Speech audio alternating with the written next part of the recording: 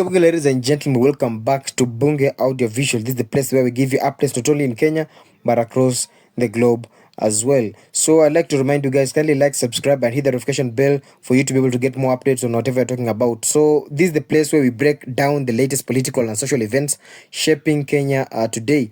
And if you're new here, don't forget to like, subscribe, and share for more insightful content. Now let's dive into today's big story. And the video you've watched was that of Meru Governor Kawira Mwangaza being presented to the High Court. And as for now, apparently, we are aware that Kawira Mwangaza's impeachment motion from the Senate has just been upheld by the High Court. So the footage that we watched at first was that of Meru Governor Kawira Mwangaza at High Court. But the question is, what exactly is happening?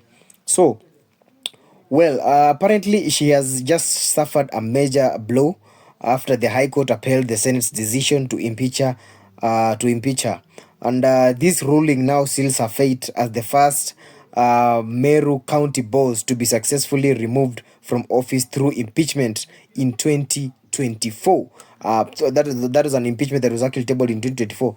But I think she's going to face some of the most dark moments of her life in this year 2025. So let me give you the court ruling breakdown. So what did the court actually say? So a news from the High Court actually that in its ruling, they stated that the Senate acted within the Constitution during Mwangaza's removal process, and her claims that the impeachment was irregular were actually dismissed, and that the court found that she did not provide enough evidence to back her allegations beyond a reasonable doubt. So Justice Bahati Mwamuye actually delivered a judgment stating that this court finds that the amended petition is without merit and is dismissed, and Kawira Mwangaza is supposed to accept the reality and suffer the consequences, or rather pay the price of whatever she did back then in 2024. So the Gazette notice published on 21st August 2024 was actually meant to remove her from office, and is actually affirmed as you're speaking. And basically this means that her impeachment stands and the vacancy must be filled following constitutional procedures. So let's also discuss about the segment that talks about the Senate and Mwangaza on in this particular context. That who in this particular context do you think was right? Is it the senator that was right, or was it Kawira Mwangaza, the governor of Meru County, was the one who was right? So let's actually address the big question. Did the Senate follow the due process? Because the court determined that the Senate did not violate any court orders during the impeachment, and therefore Mwangaza had to argue that the Senate removed her despite a pending court case to block the process. But the court countered by stating that there was no substantial proof of contempt, and in fact it ruled the Senate couldn't have ignored orders that were never officially brought before them. Yeah, so that means that the Senate actually followed the due process, or rather the right procedure of tabling their motion and presenting it to the High Court, so that the High Court could actually uphold, or rather revoke, that kind of petition that was received from the Senate. And let's also talk about the public participation part, because public participation is usually among the procedures, or rather the steps that need to be followed to ensure that a person being elected, or rather appointed in any political office by the people, or rather by the president, or rather by any cabinet, to at least undergo what we call public participation, whereby the members of the public are actually going to give a vote of confidence whether a certain petition against removal of that political elected leader, or rather appointed leader, must be approved, or rather must be revoked by the public. So, following the public participation procedure, I think this is another major point of contention, and being a stage in impeaching somebody working in the state office, or rather, yeah, for somebody who elected into office, or rather appointed into office. I think it's a very very major it's a very very vital procedure that doesn't need to be left behind. And Mwangaza, in her statements, or rather whenever the moment she was addressing the people, claimed that her impeachment lacked public input, but the court had an interest taking on this particular matter. So, according to the ruling, she said that public participation is a constitutional requirement, but it happens primarily at the county level before the case reaches the Senate.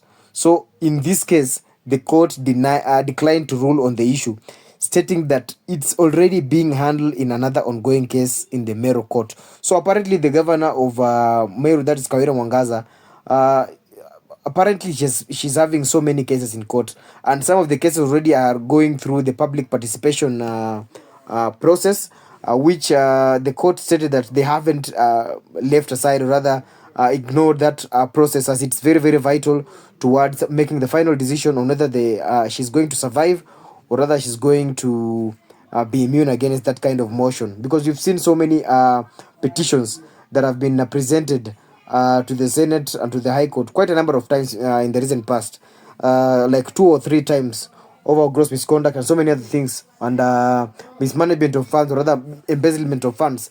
So the question of the day still remains: what next for Meru County? So, what's next for Meru County? Will it now have to follow the constitutional process to fill the governor's position? And because Kawira Mwangaza can still appeal, remember there is also room for appeal. But this ruling significantly reduces our options for reinstatement, because once the judicial system has already approved any petition that has been received from the Senate, it means that they have also followed every right procedure, or they have already followed every they've done whatever it takes to ensure that they have gone through the evaluation procedure and actually give the final ruling. So I don't know, and I don't know what's your take on this matter of impeaching Meru governor, because we've seen quite a number of governors go through the same procedure. Talk of governor like Mike Sonko and so many others. But for Meru, this is the first time that they're having the governor impeached, which is a very, very sad state of affairs, and it's so unfortunate to her and her family.